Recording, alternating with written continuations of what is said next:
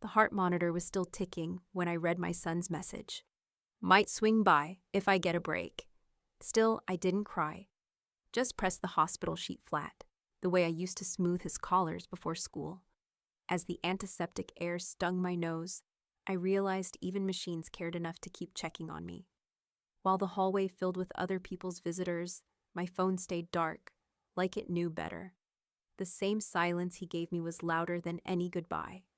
That's when I got discharged, walked to the bank, and made sure love would never be confused with blood again. Before we begin, may I ask, where in this big, beautiful world are you listening from? It's always a quiet honor to know who's sharing this space. Drop it in the comments, and don't forget to subscribe. The fluorescent lights above Margaret's hospital bed buzzed softly, casting a dull blue tint across the beige room.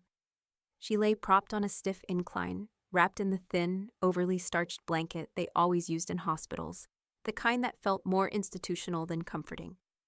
A red call button dangled uselessly near her elbow. The plastic wristband cinched around her arm read Margaret Ellis, 67. It had happened outside the Safeway.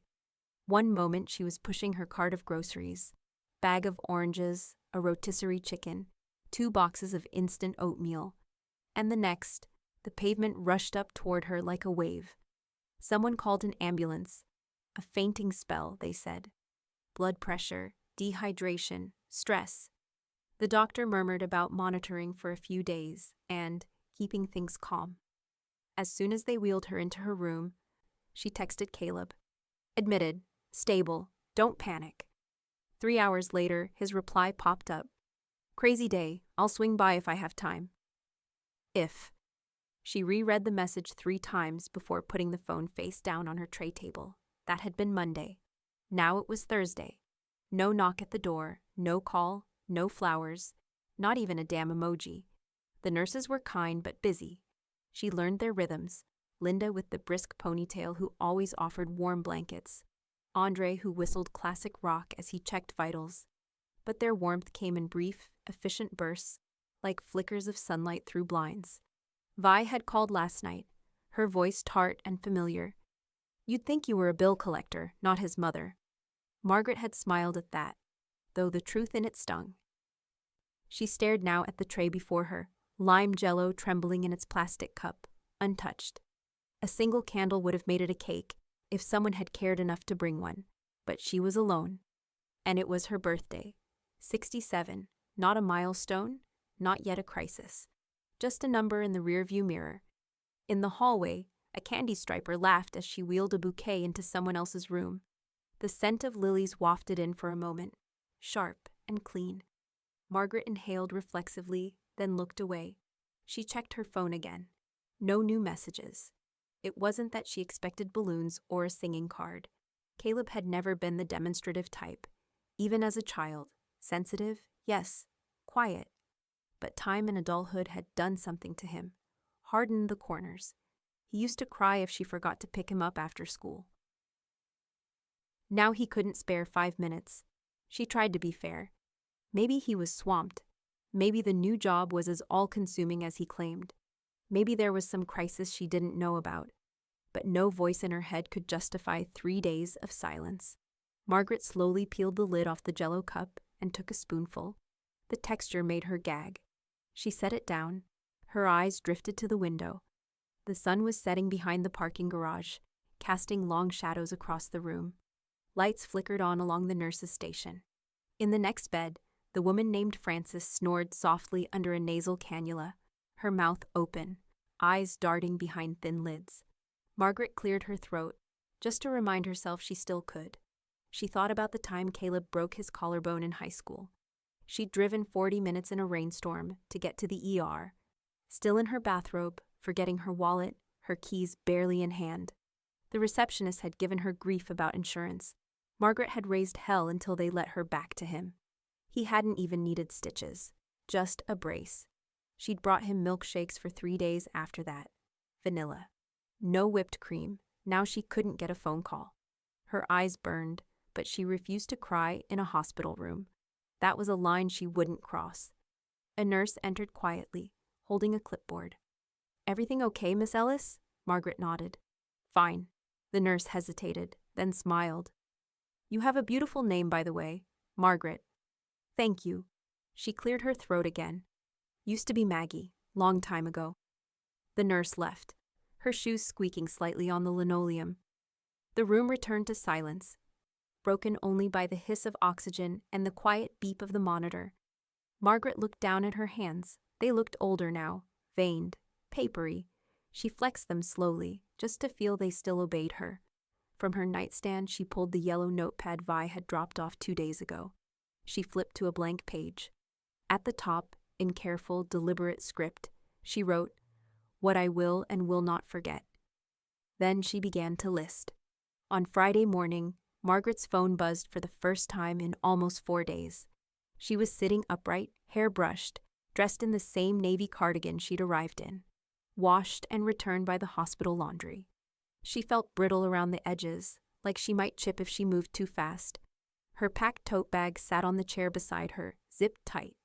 The screen lit up with Caleb's name. You out yet? No greeting, no apology, no concern, just that. She typed back slowly, each word deliberate. Tomorrow, morning.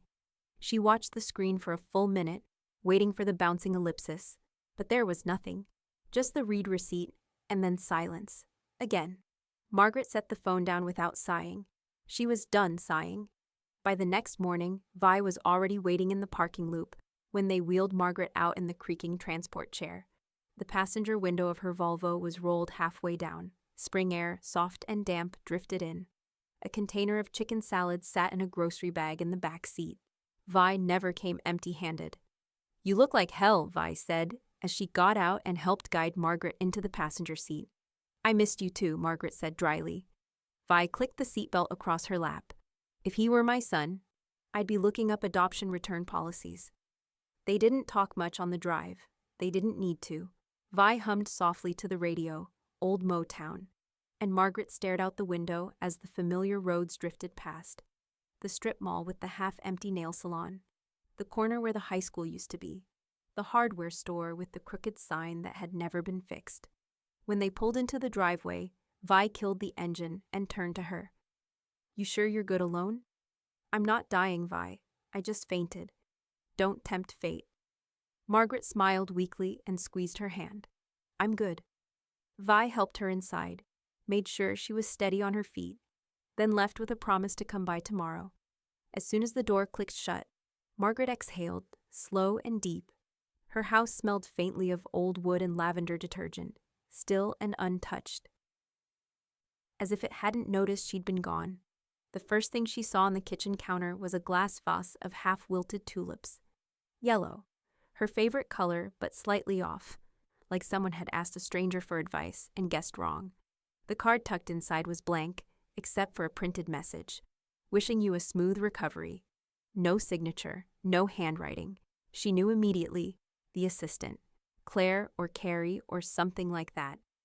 Polite, efficient, forgettable, probably ordered during a lunch break. Maybe even as a calendar reminder. Margaret pulled the card out and placed it deliberately face down beside the vase. After lunch, leftover soup from the freezer and half a cracker, she sat at the dining table. Her reading glasses perched low on her nose. The sun slanted in across the floorboards.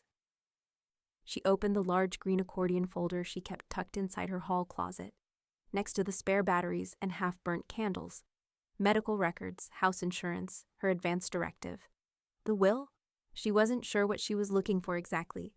Maybe proof she still had things in order. Maybe something to rearrange, to control. Her eyes moved past the will and paused on the financial summary tab. IRA beneficiaries. She opened the sheet. There it was, in clean black ink. Primary beneficiary, Caleb Ellis, son. Margaret stared at it for a long time. Not in anger, not even pain, just a long, slow consideration. As if the words on the page no longer fit the person they named. She looked up at the clock. 4 p.m. Still no call. No, how are you feeling? No, need anything? Not even a lazy check-in. She closed the folder gently, set it aside, and walked over to the kitchen window. Outside, a neighborhood kid was riding a scooter down the sidewalk, wind catching his jacket like wings. The tulips beside her drooped further in the fading light. Margaret turned back to the table, pulled the yellow notepad toward her again, and flipped to the second page. This time, she wrote at the top, "What I will and will not allow." Then she underlined it, twice, and began a new list. Monday morning came with a thin frost edging the porch railing, the kind that made sunlight look sharper than it felt.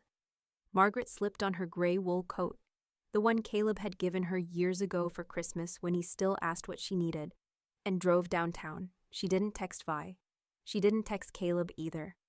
The bank sat on the corner of Main and Cedar, a squat stone building that smelled faintly of lemon polish and old money. Walt Henderson, the branch manager, spotted her the moment she walked in. He was one of those rare men who remembered birthdays without a calendar, a kind face framed by thinning hair and a tie that always leaned slightly off-center. "Margaret Ellis," he said warmly, standing to shake her hand. "You gave us all a scare, you know. Heard you had a little spell." She smiled faintly. "Nothing little about fainting in front of frozen turkeys, Walt." He chuckled, but didn't press. Walt had known her since the days when she'd deposit paper checks from her husband's contracting business. He knew enough to sense when not to ask questions. "Come on back," he said, gesturing toward his glass-walled office. "Coffee's still hot." Inside, the office was quiet. All hums and low light.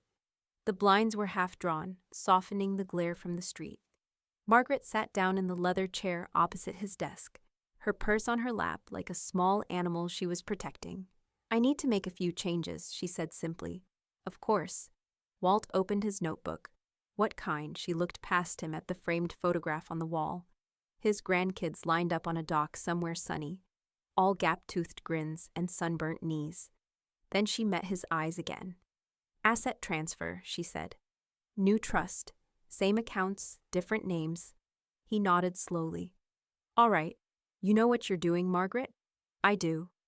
He slid a single-page form toward her, along with a pen that clicked too loudly in the quiet. "Who's the trustee?" "Me, for now." "And beneficiaries?" She hesitated, just long enough for the clock on the wall to tick twice. "Haley Turner," she said. "With conditions."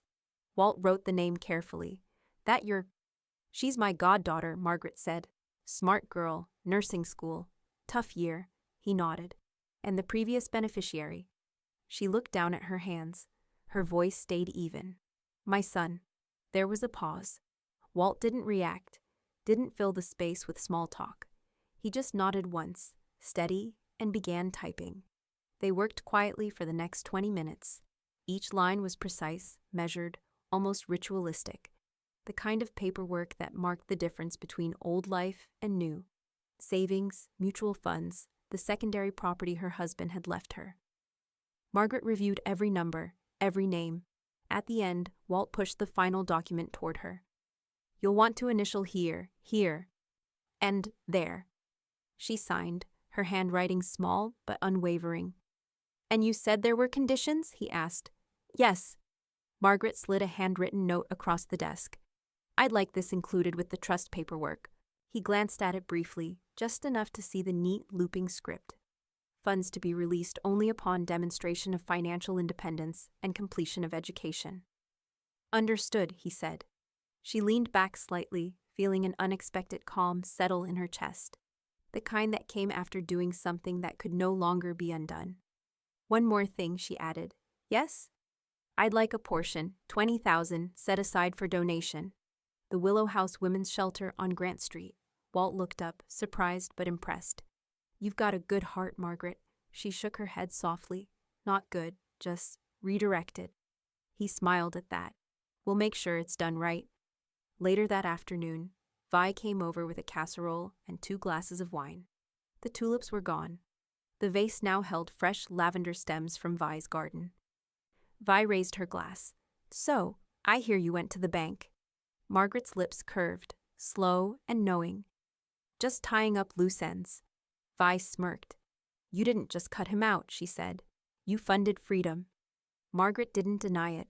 She only took a sip, eyes glinting in the lamplight. Somewhere in the distance, her phone buzzed on the counter. Caleb's name. She didn't reach for it. The bistro was one of those trendy spots that tried to look older than it was. exposed brick walls, reclaimed wood tables. Chalkboard menus hung slightly crooked on purpose. The kind of place Caleb liked. The kind of place where nobody asked you real questions. Margaret sat near the window, facing the entrance, a linen napkin folded stiffly in her lap. She had arrived early, not out of eagerness, but habit. Her water glass already held 2 slices of lemon, untouched. The waiter had checked on her twice. When Caleb finally appeared, 12 minutes late, he waved from the door like he was greeting a colleague. No hug, no warmth. "Hey, Mom," he said as he slid into the seat across from her. "Sorry, traffic on the Beltline was a mess." She nodded once. "You made it." He exhaled and leaned back, loosening his jacket as he reached for the menu. "Place looks nice. You pick it? You used to like the soup here." "Oh, right." He glanced over the options, eyes already drifting. "So, work's been hectic. My boss is pushing a new product line through, and the whole department's scrambling. It's like a fire drill every morning. And one of our back-end guys just quit, so guess who's absorbing his deadlines?" He smirked like it was a joke. Margaret gave a polite smile. He didn't ask how she was feeling. Didn't mention the hospital. Didn't even seem to notice the tiredness that still clung to her shoulders like extra weight. She watched him as he talked. About corporate restructuring, a team off-site in Denver, a colleague who just bought a house with 3 bathrooms and a custom espresso bar. Then, during a pause long enough to hear the faint clink of silverware 2 tables over, Margaret asked, "Do you know why I was hospitalized?" Caleb blinked, caught mid-sip of his iced tea. Fainting, right?" Margaret didn't answer. She waited. He glanced down, rubbed his thumb across the condensation on his glass. "I figured you'd bounce back," he said. A long silence opened between them like a pit. Margaret stared at the bowl of tomato bisque in front of her. Steam curled from the surface. She hadn't touched it. The spoon lay to the side, still clean. "They kept me for 4 days," she said, her voice low but steady. "They ran cardiac panels, brain scans, monitored overnight blood pressure. I collapsed alone, Caleb. Outside a grocery store. I don't remember hitting the ground." He shifted uncomfortably, glancing around the room. "Well, you look okay now." Margaret looked at him then, not at his face, but through it. Through the scrubbed clean exterior, the expensive watch, the perfectly styled hair that hadn't seen a breeze in weeks. "You didn't call," she said. "You didn't check in, not even once." "I texted," he said, defensive now. "I figured you'd tell me if it was serious." "And if it had been?" He looked down at his salad. There was no apology, not even the shape of one. She took a slow breath, tried to lift the spoon, then set it down again. The soup had cooled. A thin skin was forming on the surface, like something had died and hardened just beneath the heat. Caleb cleared his throat. "Listen, if you need help with bills or whatever, I can chip in. Just let me know." Margaret stared at him, stunned. Not by the offer, but by its hollowness. The way he said bills or prar. Whatever, like grief and betrayal and fear, could be itemized on an invoice. "I don't need money," she said quietly. "Okay, well." He glanced at his phone. "I should probably get back. I've got a meeting in 20. Of course he did. He waved down the server and threw his card on the tray, without asking if she was staying. As they waited for the receipt, Margaret looked down at her untouched soup once more, then pushed it gently away. She stood slowly, adjusting her coat. Outside, the wind had picked up, stirring loose leaves against the sidewalk. At the door, Caleb turned and gave her a quick smile. "We should do this again soon." Margaret didn't reply. As he disappeared into the crowd of lunchtime suits and coffee runners, she walked in the opposite direction, past the storefronts, past the bank, her purse tight under her arm. And for the first time in a long time, she didn't feel like she was going home to wait. She was going home to act. Margaret sat in the armchair by the front window, quilt wrapped around her legs, the soft ticking of the mantel clock filling the room in the absence of any other sound. Her phone rested in her lap like it had been waiting for permission. She'd scrolled past his name 3 times already. Caleb Ellis. No profile picture. Just the blank gray circle and a handful of digits that once made her heart jump. She tapped. Up came the full contact card, 2 cell numbers, a work extension, 2 emails, one old, one corporate. Her thumb hovered over the edit button, then down to delete contact, a deep inhale. Then a slow exhale that felt more like surrender than grief. Tap, delete, confirm, gone. The screen bounced back to her contacts list. Lighter somehow, quieter. She moved next to her voicemail folder. The top few were spam. Below them, a handful from Caleb. Saved over years, none recent. Hey, I might be a little late for lunch. Traffic's nuts. Happy birthday, Mom. Hope you're doing something fun. Call me if you're not too tired. Just checking in. I'll try again later. The oldest one was from when he'd moved into his first apartment, his voice high and excited. Mom, I built a bookshelf, and it's only a little crooked. You'd be proud. She listened to it once, then again, then tapped delete all. No hesitation this time. Margaret laid the phone beside her and picked up her journal, the navy blue one Vi had given her last year. Thick pages, unused until now. She turned to a fresh page and uncapped her pen. Her handwriting was slower than it used to be, but still steady. This is the year I stopped waiting to be chosen. She sat with the sentence. Let it echo quietly between the lines. For decades, she'd waited. For apologies, for thank yous, for invitations that never came. She'd waited for a shift in tone, for a phone call that said, I miss you, for a kind of love that reached without prompting. But the only person she'd ever needed to show up was already doing it. She set the journal aside and moved to the kitchen. On the counter sat a small box already packed, a gray cashmere scarf neatly folded with a pale blue ribbon. Beside it, her note card lay open, ink still drying. Haley, you are not an obligation. You're a joy. Thank you for being a light when I didn't expect one. M. She sealed the envelope and slid it into the box, then taped it shut with care and carried it to the front door. She'd take it to the post office first thing tomorrow. Back at the desk in the hallway, she opened the filing cabinet. Her power of attorney sat near the front, in a clear plastic sleeve. She pulled it out, smoothed it flat, and uncapped her pen. Her hand didn't tremble. Secondary, Viola B. Carter. Emergency contact, Haley Turner. She initialed it, dated it. And when she slid the page back into its folder, she felt a pressure lift from her ribcage she hadn't realized was there. The house was cool. A storm had passed earlier, leaving the windows streaked and the air damp. She pulled on an old sweater, one that smelled faintly of cinnamon and detergent, and opened the pantry. A vanilla cake mix. She hadn't baked in months. She cracked the eggs, added oil, stirred with the old wooden spoon her mother had used. The batter was lumpy and uneven, but she didn't care. She poured it into a small round tin and slid it into the oven. By the time the scent began filling the kitchen, warm, sweet, comforting, in a way no one else had been lately, she had already washed the dishes and set a single plate on the table. When it was ready, she let it cool, sliced herself a neat wedge, and sat down with a fork. No candles, no company, no apology needed. Just a quiet slice of something she made for herself. At last, she took one bite, and didn't think of him at all. It was a Tuesday when Haley came by. The sky was wide and pale, the kind of dull spring afternoon that threatened rain but never quite followed through. Margaret was at the kitchen sink, rinsing out her teacup when the knock came. 3 quick raps, familiar. She opened the door to find Haley holding a grocery bag in one hand and a tentative smile in the other. I brought ginger tea and raspberry scones. They looked happier than I felt.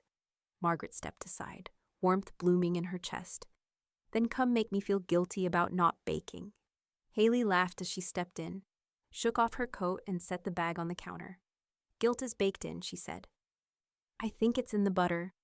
They settled into their usual seats at the kitchen table, Margaret in the corner by the window, Haley opposite, sleeves pushed up, legs folded under her like a kid at a sleepover.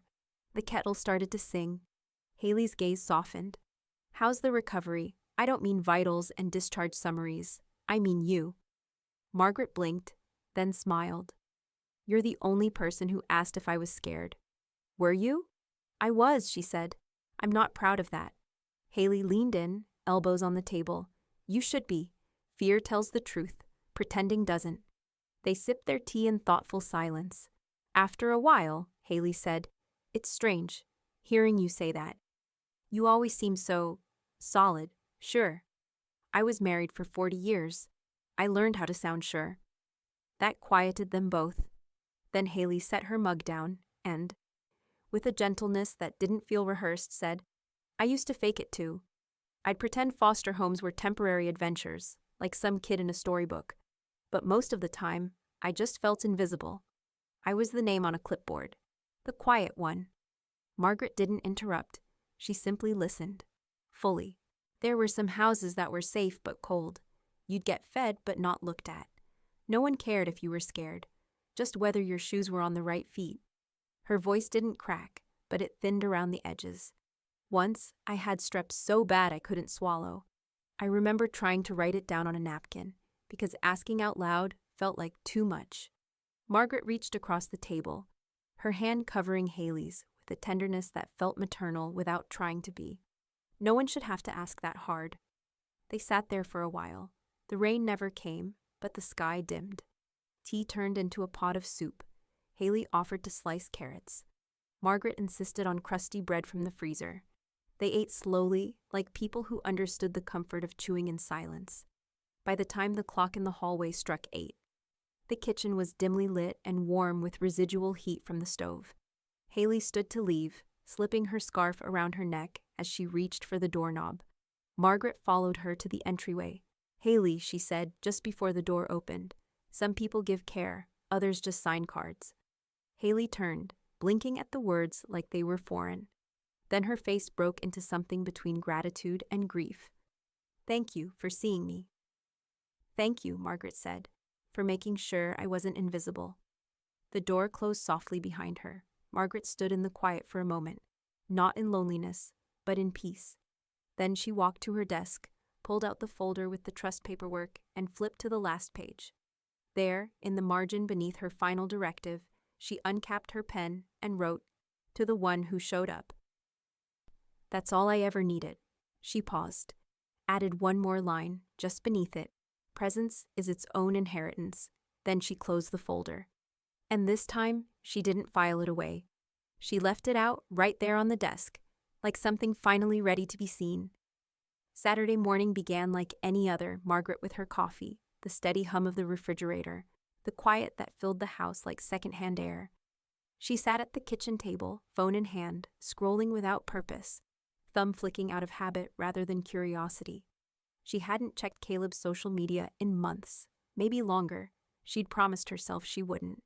But curiosity was an old persuasive friend, whispering that maybe something had changed, that maybe the distance between them wasn't as wide as it felt. It took 2 taps. The page opened, and there he was. The first photo hit her like a delayed slap. Caleb in sunglasses, shirt unbuttoned at the collar, smiling against a background of white sand and turquoise water. A cocktail in his hand. The caption read, "Recharge week, much needed." She scrolled further, pictures of beach chairs lined in neat rows, a dinner spread lit by candles. Him and a woman she didn't recognize, tan, laughing, holding a daiquiri with a sparkler in it. The timestamp, the same week she'd been in the hospital. The same days he'd texted, "Crazy week, I'll swing by if I have time." Her thumb stilled on the screen. The sound of the clock in the other room suddenly felt too loud. Every tick a reminder of how easily truth could hide behind a filter. She didn't cry. She didn't curse. She just stared, feeling a slow, spreading quiet that wasn't shock. It was recognition. The final clean break between illusion and proof. She printed one of the photos on her small home printer, the one with Caleb smiling at sunset, the drink still in his hand. When it finished sliding out, warm from the ink, she cut the white border cleanly with her scissors, folded the photo once, and slipped it between the pages of her journal, just after the line she'd written weeks earlier. "This is the year I stop waiting to be chosen." Vi came by that afternoon with a half-eaten bag of biscotti and an opinion already forming. Margaret didn't even have to say it. She just pushed the phone across the table. Vi studied the picture, let out a low whistle, then looked up. "You were lying in a hospital bed, and he was drinking something with an umbrella in it?" Margaret nodded once. He said work was crazy. Vi's expression hardened. He's the kind of man who shows up for pleasure, not people. Margaret smiled faintly. That sounds rehearsed. It is, Vi said, because women like us have said it too many times about men we raised. They sat together for a while. No outrage, no dramatics. Just the dull hum of truth finally losing its power to surprise.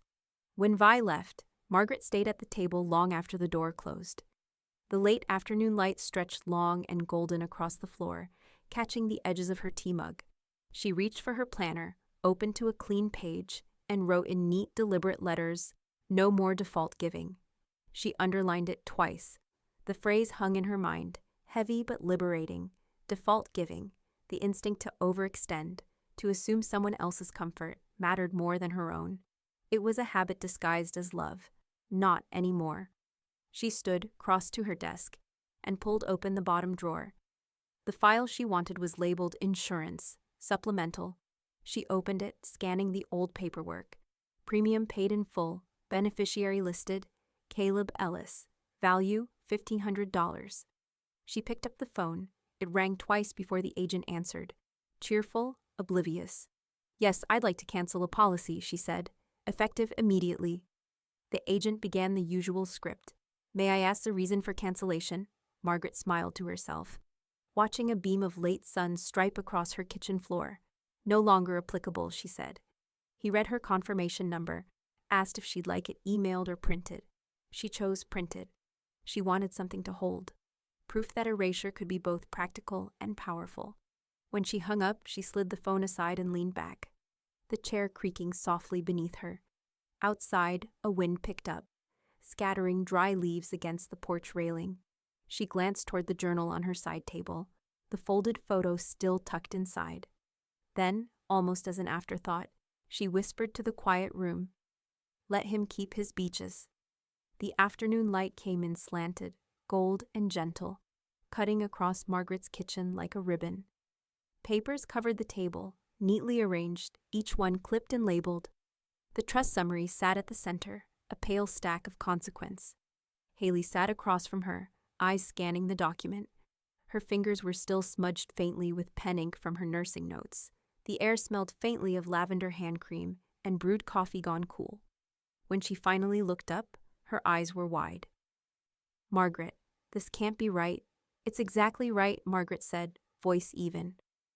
"I had Walt double-check it this morning. But this—" Haley tapped the paper gently, as if to make sure it was real. "This isn't some gift. This is your whole life, your savings, your investments." Margaret's gaze softened. "My life isn't what I own. It's what I tend to, and you've done more tending than anyone in it." Haley blinked fast. "I don't understand." "I'm not rewarding genetics," Margaret said. "I'm rewarding presence." Haley sat back in her chair. Her throat worked around words that didn't quite come. "I can't take this." "You already did," Margaret said quietly. "You took care of me. You asked questions no one else did. You saw me." Haley's eyes glossed, and for a moment she looked younger, unguarded in a way Margaret had only glimpsed once before, that night in the rain.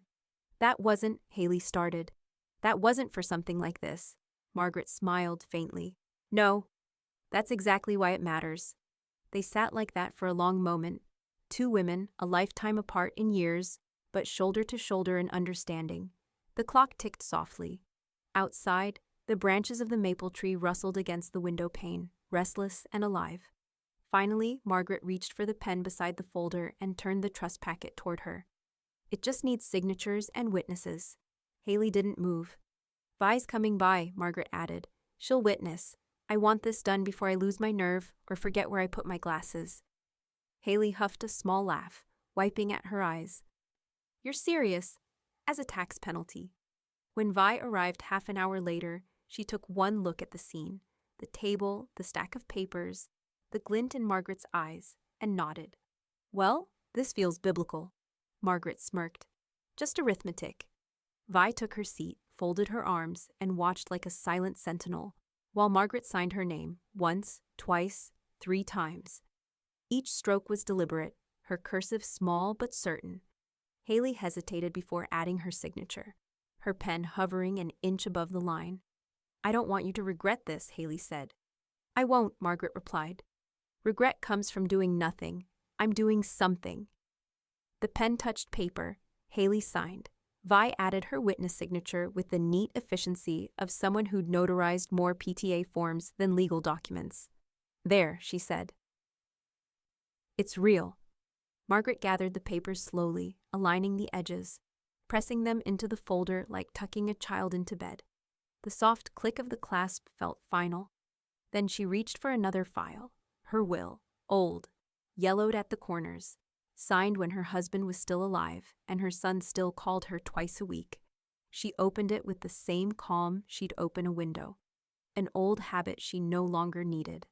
I want everything consistent, she murmured, flipping to the last page. No confusion later. Haley watched silent as Margaret crossed out Caleb's name in measured, steady ink. Beneath it, she wrote her own note before signing and dating the amendment. To be in one's life requires more than blood.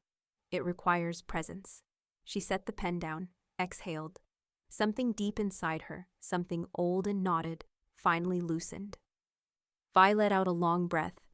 You sure know how to make paperwork poetic. Margaret smiled faintly. It's the only poetry that holds up in court. Haley laughed softly, but it cracked at the end. She looked at Margaret, eyes bright, almost frightened by the enormity of it all. You've really done this. I have, Margaret said. It's time someone did. She rose, collected the signed papers, and slid them into the lockbox by the hutch. The sound of the latch closing was soft, final. Outside, a storm had started to gather, distant thunder rolling low, as if the world itself were taking a breath. Margaret looked out the window, her reflection half lit in the glass.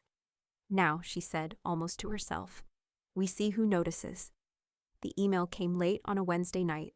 No greeting, no punctuation. Just a string of questions. Like bullets from a gun he didn't know he'd already emptied. What's happening with the house accounts tool shed, etc. No subject line, no signature. Margaret stared at it for a long time. The cursor blinked beneath his last word, like it was waiting for her to make something softer of it. She didn't. She closed the laptop without typing a single letter. By the next afternoon, she had a small fireproof lockbox installed in the bedroom closet. Inside, she placed only the things that couldn't be replaced. Her wedding band, the letter her husband had written before his bypass surgery, the pressed violet from her mother's funeral, and the photo of Caleb at age 7, missing his front teeth, holding a cardboard trophy he'd made from an oatmeal canister. She locked the box and slid it to the back of the shelf, behind the quilts and old linens, where it didn't need to be seen to be safe. The very next morning, she called the locksmith. I'd like the front and back locks changed. Deadbolt, too. The man arrived before lunch, quiet and efficient, smelling faintly of sawdust and sweat. He didn't ask questions, and Margaret didn't offer answers. When he was done, he handed her the new brass key on a ring, still warm from his palm. No copies made, she asked.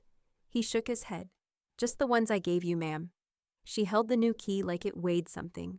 That night, Vi came by with a lemon tart and her usual commentary. Margaret poured them both a cup of decaf and laid the new keys on the kitchen table between them.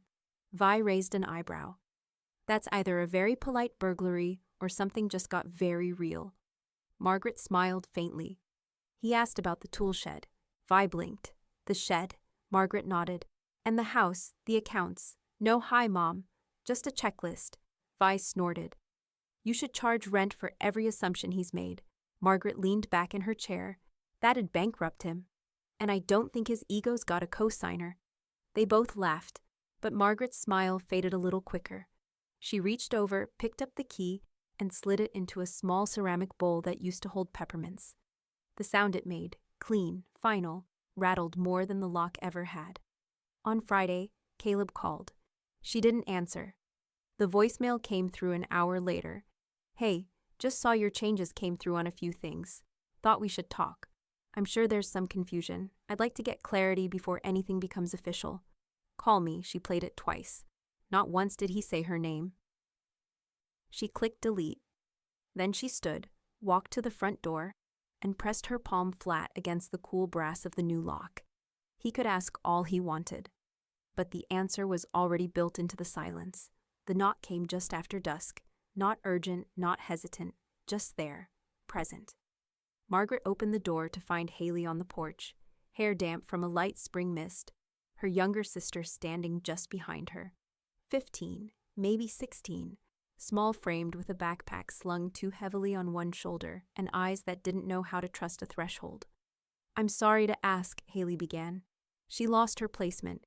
It was sudden. "I've got finals, and I'm doing my best to keep her from being bounced around again, but I need somewhere solid. Just a week, maybe 2. Margaret didn't hesitate. "Come in," she said. "Shoes by the mat." That night, the kitchen pulsed with soft noise. Haley chopped onions while her sister, Lena, folded napkins at the table with quiet focus. Margaret stirred a pot of chicken stew on the stove, the smell of rosemary and garlic rising like something remembered.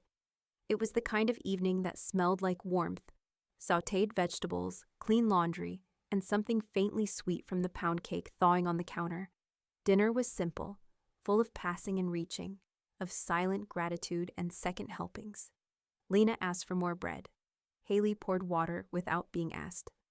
Margaret lit a candle at the center of the table, just because. Later, with the dishes done and the lights dimmed, she sat at her desk in the back room and opened the folder once more. The one she thought was finished. She flipped to the final page of the trust, found the margins, and added an addendum in her careful script: provision for temporary shelter and permanent dignity. Because everyone deserves a door that opens and a place to rest. The next morning, Vi came over with coffee and her usual commentary. "Smells like someone's been cooking. Actual food." Margaret handed her a mug. "We had guests." Vi raised a brow. "Haley?" "And her sister." Vi looked around, noting the 2 extra mugs drying in the rack. The faint thump of footsteps upstairs. Her expression softened. "This house hasn't felt like home in years," she said quietly. Margaret nodded, staring out the window. The yard was starting to bloom again, tiny signs of life along the edge of the fence. "It finally does," she said.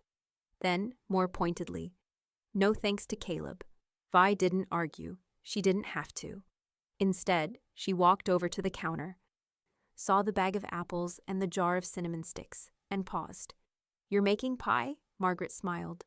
"Thought I'd forgotten how." Vi gave a little laugh. "You haven't made a pie since—" "I know." Margaret rolled her sleeves up. "He loved apple." She didn't need to say he meant her husband. The scent alone was a memory. The crust came together slowly, her hands out of practice but not unfamiliar. She peeled the apples with a rhythm that felt like music she hadn't heard in years. Slice by slice, she layered them in the dish, each movement careful, reverent. When the pie went into the oven, Margaret wiped her hands on a towel and leaned against the counter, breathing in the rising aroma. It didn't feel like a resurrection. It felt like reclaiming. That evening, Lena helped set the table without being asked. Haley offered to make a salad. The pie cooled on the windowsill like something out of a storybook. Margaret wrote one last note before bed in her journal. "The house feels full, and none of the fullness is fake." She closed the cover, turned out the light, and let herself rest. For the first time, not in vigilance, but in quiet belonging. The call came at 7:12 p.m., right as Margaret was folding linen napkins at the dining table, and Haley was plating the roasted carrots. Lena was upstairs doing homework, earbuds in, her foot tapping lightly through the ceiling. Margaret didn't recognize the number. Caleb had likely used his work phone. She let it ring once, twice. On the third, she answered. "Hello?" His voice came through clipped and tight, barely restrained. "Who are they?" She paused, took a breath, then walked calmly to the front window, phone tucked to her ear. "Evening, Caleb. Lovely to hear from you." "Don't," he snapped. "I got a heads up from someone at the bank. There's movement on the accounts, and now I'm hearing you've got strangers living in the house." Margaret didn't flinch. "Guests." "Are you okay?" he demanded. "Do you know what's happening around you? Because from the outside, it looks like you're being manipulated." "I'm perfectly okay," she said smoothly. "Thanks for finally checking." He ignored it. "You've always been generous. It's who you are, but people take advantage of that. You can't just hand over keys to, even foster kids. That's not safe. You don't know them." Margaret's hand tightened slightly around the curtain. Outside, the porch light flicked on automatically. Haley, just a few feet behind her, had gone still. "You know what's not safe, Caleb," Margaret said, her voice like silk wrapped around a blade. "Going 4 days without checking if your mother is still breathing after she's hospitalized." A pause on the other end. She continued, voice calm but firm. "You want to talk about being taken advantage of? That seat at my table, the one they're sitting at now, was always open. You just never filled it." "I was working," he said quickly, defensive. "I sent flowers." "Your assistant sent flowers." Another pause. "You don't even know her name," Margaret said, not unkindly. "But she knows mine. That's the difference." Behind her, Haley had stopped moving. Her hands were frozen over a ceramic dish of potatoes, lips slightly parted. "I'm trying to make sense of all this," Caleb snapped. "You can't just upend decades of planning and expect no conversation." "No," she agreed. "You can't." There was a long silence. "You're angry," he said finally, but not like a man admitting fault, more like someone trying to diagnose a glitch. "No," she said. "I'm awake." He exhaled sharply, the sound crackling through the speaker.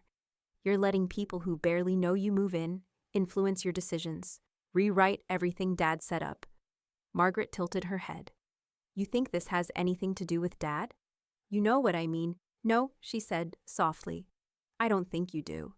She could hear it, the shifting, the tightening. Not remorse, not reflection, resentment. The kind that grows in the absence of control. "You're making a mistake," he said. "I made one," she corrected. "For years. I waited." He started to speak again, but she cut him off gently. "I need to go. Dinner's ready." "Mom," she hung up. Haley was still standing at the counter, not pretending she hadn't heard. Margaret turned, met her gaze, and shrugged once. "Truth isn't rude." Haley didn't reply right away. Her eyes were glistening, not from sadness, but something closer to disbelief. Gratitude, maybe, or loyalty finding new ground. The timer went off. Lena called from upstairs, asking if it was time to eat. Haley blinked, snapped back into motion, and wiped her hands on a dish towel. Caleb didn't call back. No apology followed. Margaret sat down at the table beside the two girls and passed the carrots without commentary. She didn't mention the call. She didn't need to. Because for the first time in her life, the silence felt like hers. The letter from the lawyer arrived folded neatly in cream stationery, embossed with an austere navy seal. Margaret opened it at the kitchen table while the morning light pooled around her cup of tea. The words were polite but pointed. "Due to an inquiry regarding your recent estate adjustments, an evaluator will be scheduled to confirm capacity." She didn't need to ask who filed the inquiry. Only one person in her life confused love with ownership. 2 days later, a silver sedan pulled into her driveway. Out stepped a woman in her 50s. Sharp suit, messenger bag, hair cropped close in a no-nonsense bob. Margaret met her at the door with a smile that didn't bend. "Mrs. Ellis, I'm Dr. Warren. I'll be conducting your assessment." "Lovely," Margaret said, ushering her in. "Would you like tea, or are you one of those coffee-only people who never sleep?" Dr. Warren blinked, then laughed. "You might be trouble." "I've been called worse," Margaret said. "Right this way." They sat in the den, sunlight filtering through lace curtains. Dr. Warren placed a clipboard on her lap and began what was supposed to be a standard competency evaluation. Dates, sequences, recall. But Margaret handled it like a polite fencing match. "What year did you marry your husband?" 1978. He was 27 minutes late to the ceremony. His brother still swears it was traffic. "Current president?" "Unfortunately, yes," she replied dryly. Dr. Warren suppressed a grin. "Serial subtraction by sevens. Easier than raising a son who doesn't call." The evaluator paused mid-notation, studying her. "You have quite the sense of humor, Mrs. Ellis. Occupational hazard of being alive this long." By the time they moved into short-term memory recall, Margaret was practically hosting. She served Dr. Warren a plate of ginger cookies and corrected her once when she misquoted a proverb. When the hour ended, the evaluator slid her pen into her blazer pocket and looked genuinely amused. "Honestly," she said, closing the folder, "you're sharper than most of my staff." Margaret smiled. "Don't tell them that. They might unionize." A week later, Walt from the bank called to confirm that all documents were in good standing.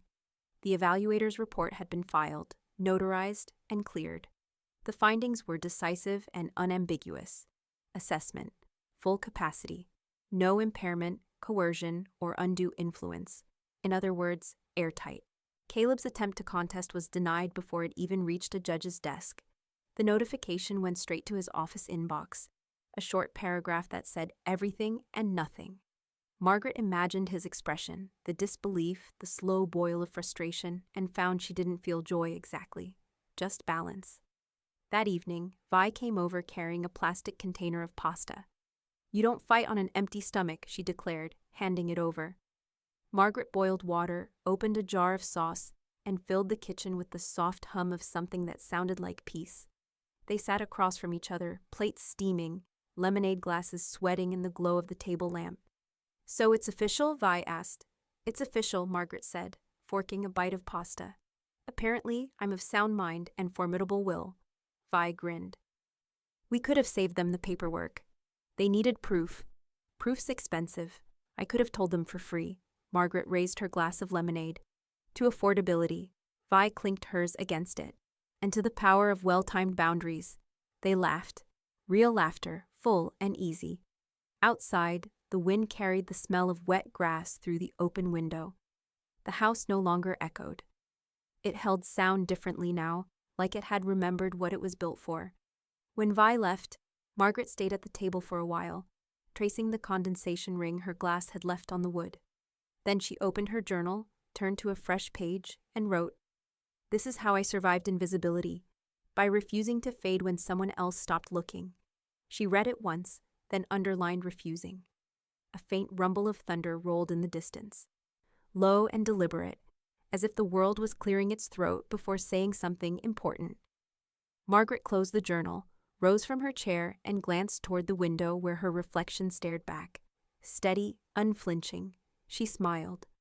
"Still here," she whispered. And for once it didn't sound like defiance. It sounded like arrival.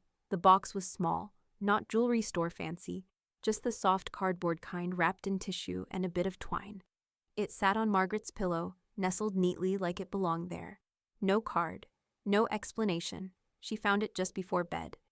Haley must have placed it there, quiet as ever, never asking permission, never needing fanfare.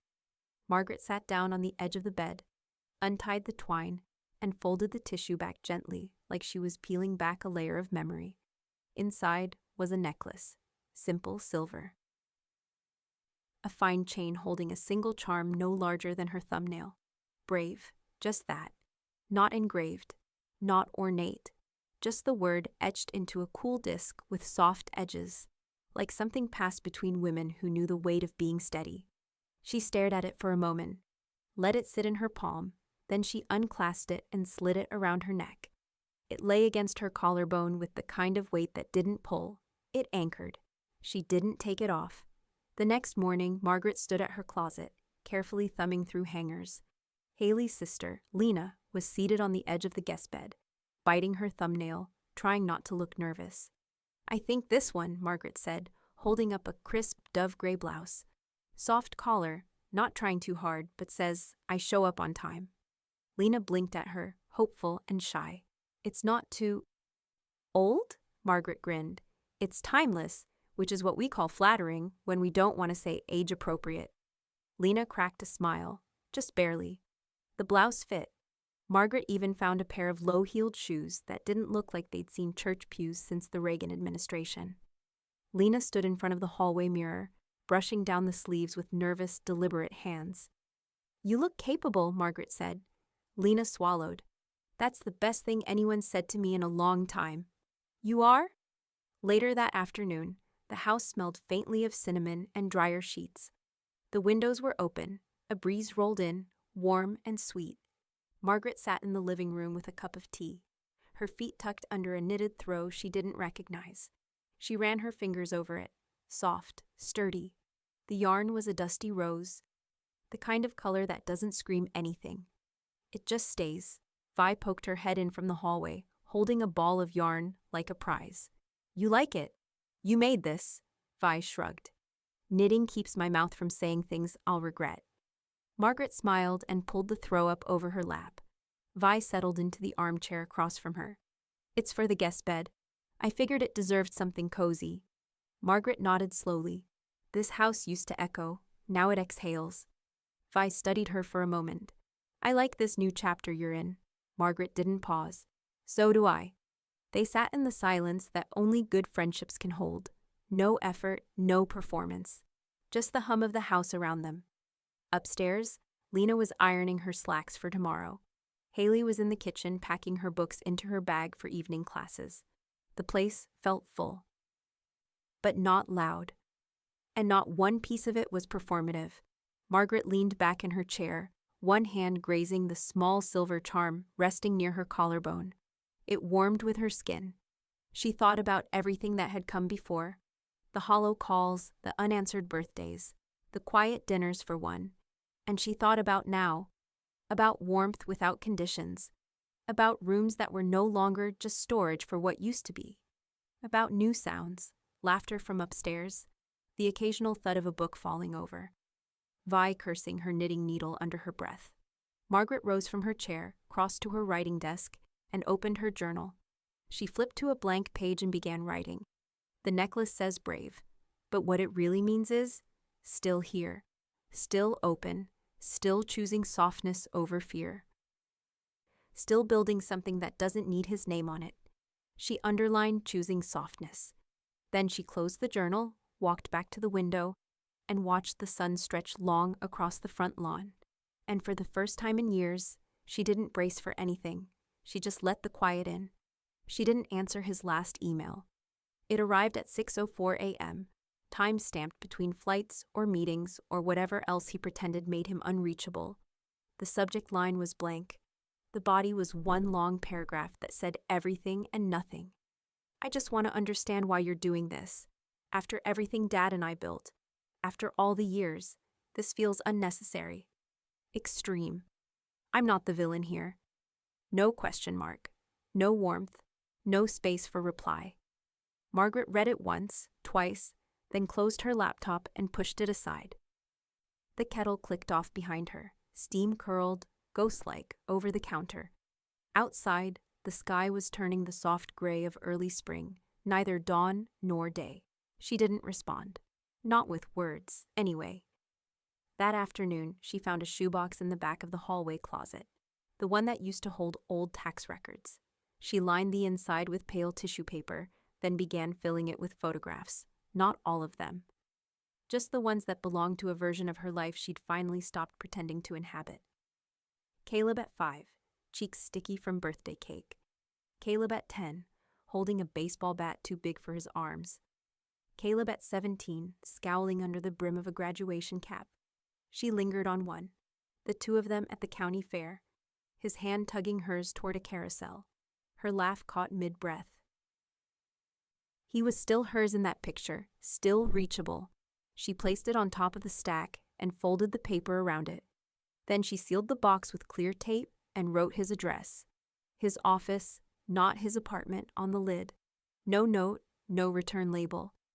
Just the weight of what no longer needed to stay. She dropped it at the post office on her way to the grocery store. The clerk didn't ask what was inside. She didn't offer. Back home, she turned on the radio, low, just a whisper of old jazz filling the kitchen, and pulled her insurance file from the drawer. Her husband's name had once been the primary, then Caleb's. She took out her pen, crossed the name cleanly through, and wrote her own in the empty space. Primary, Margaret Ellis. Beneficiary, none listed. The words looked like oxygen on paper. Next came the passwords. She opened her laptop, went methodically through each account, banking, utilities, even the streaming subscription Caleb had set up years ago.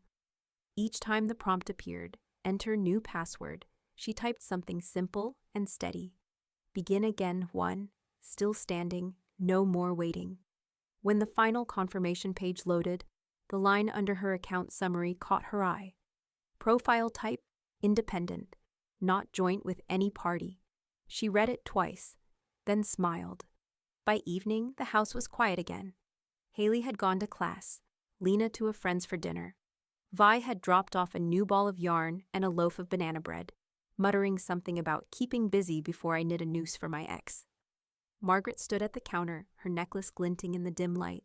She opened the drawer where she kept the matches, drew one out, struck it.